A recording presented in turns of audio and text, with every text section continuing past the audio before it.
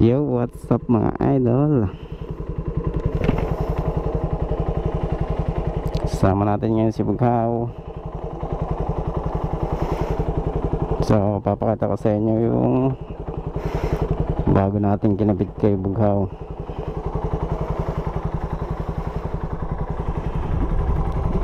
So, kanabitin natin siya ng bagong big elbow mga idol.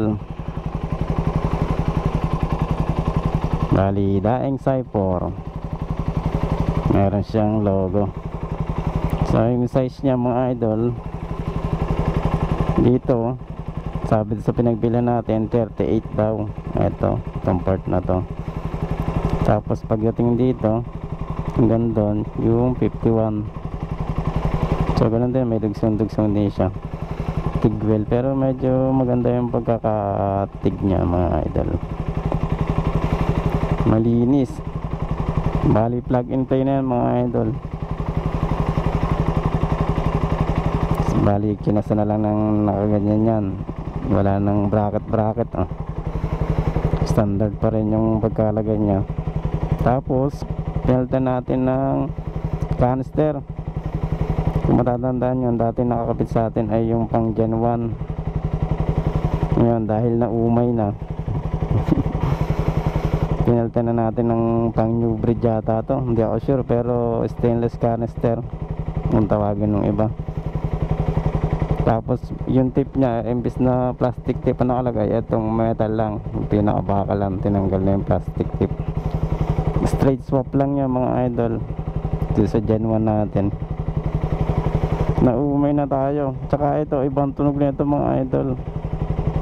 Kung i-compare natin sa pang Gen 1, yung Gen 1 kasi may divider din siya dito, pero yon dalawang butas. Ito isa lang.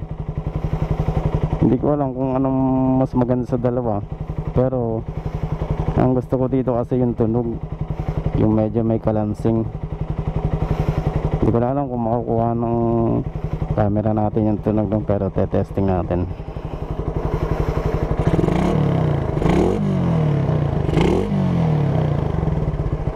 Ayan mga idol. So baka naririnig yung kalampag ng motor ng makina.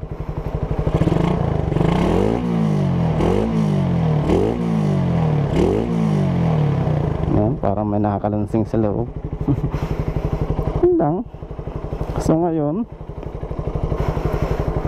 dahil nagpalit tayo ng canister at saka ng big elbow, so break in ulit. So dahil maganda ang panahon, makulimlim, huwag lang sanang umulan, akit tayo ng Tagaytay mga idol. Kasi tinetesting natin yung carb kung okay na.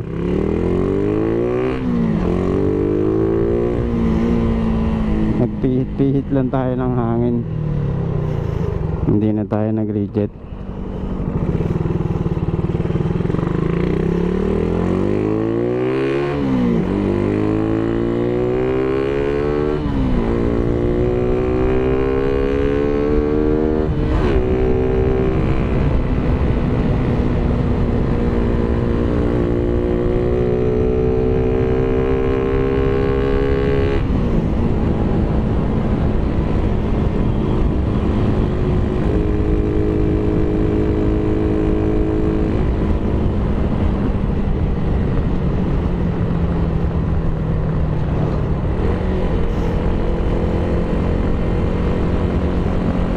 Bali yung elbow pala natin mga idol is galing sa garage work.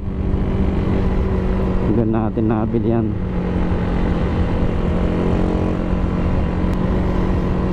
Visit nyo na lang o kaya PM nyo na lang sa FB page yung garage work. Tapos yun, yung card natin is kay Kulaog. Bali nung kinabit niya yan, siya na rin nagkabit ng jettings yan.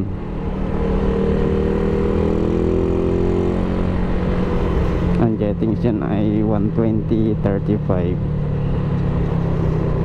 So ahonan na to mga idol.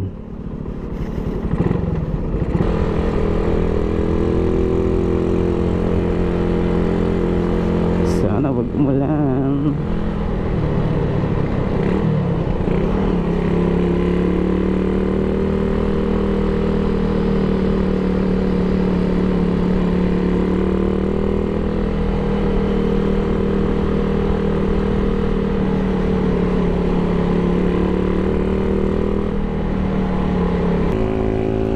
Mga idol,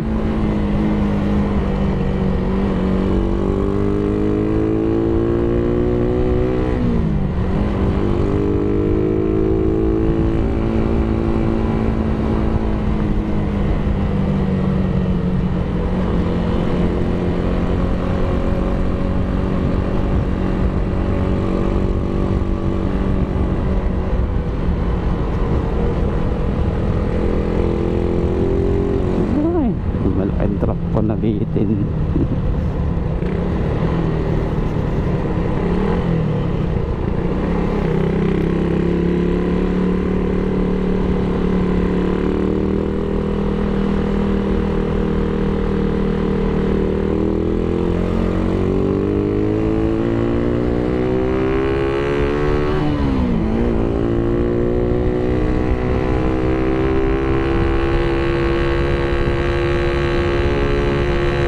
Tagtag naman.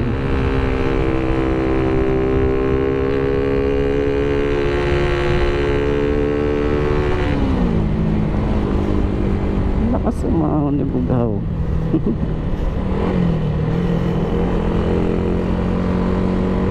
So masasabi ko lang mga idol na sa bagong set ni Bugaw, suabe.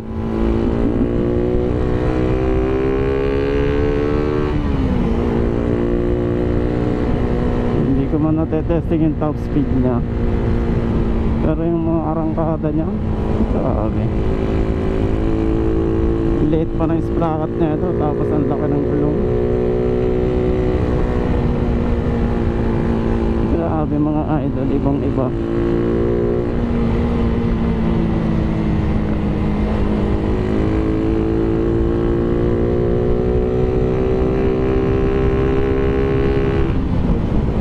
Mukhang tumuno pa yung big elbow natin sa set ng makina niya, tsaka yung canister.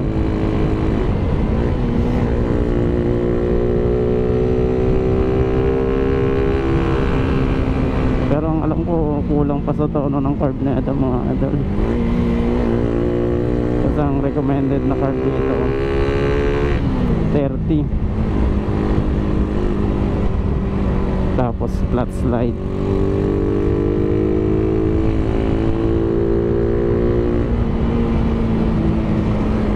Pero ang kinabit natin is 28 na round lang.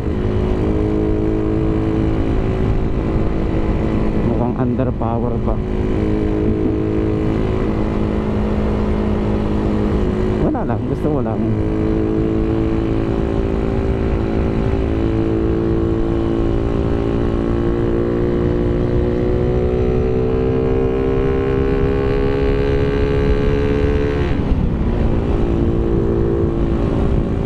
Satisfied naman ako sa power niya eh.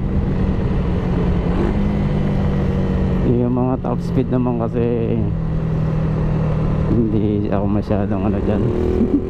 Takot tayo dyan mga idol, tsaka nakakaawa ang motor. Kahit sabihin natin maayos yung pagkagawa, yung pagkakabuild, eh mahirap na.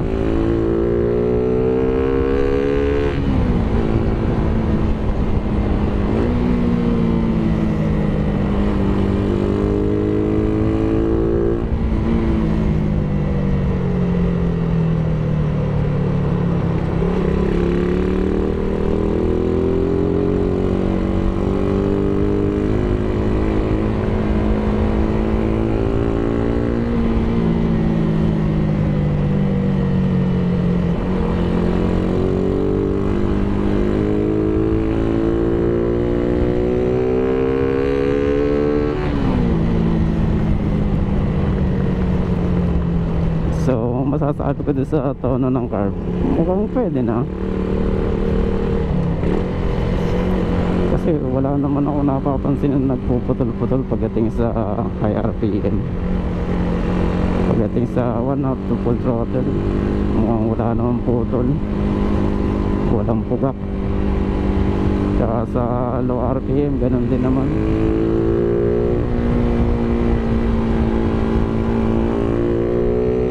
Pero syempre hindi pa tayo natatapos dyan.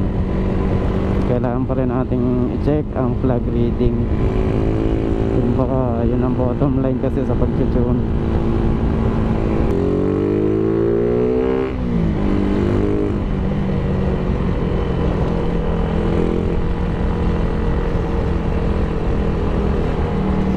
Wala nang putol. Kahit sa naka second gear ka na i-rev mo ng malalim, hindi na mamadya.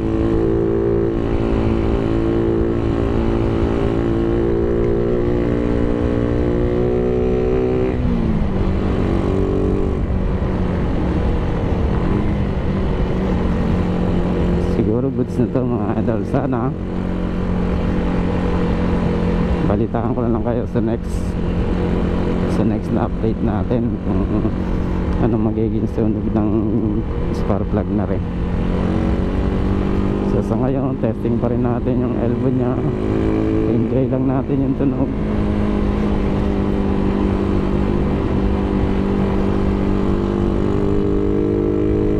Hindi ko masyado makakarinig kasi fit na fit yung helmet natin.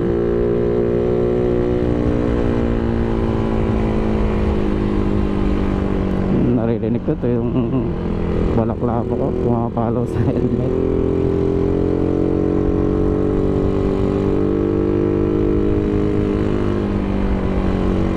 Ay, malamig na mga idol. Siguro magme-merienda na lang tayo dito.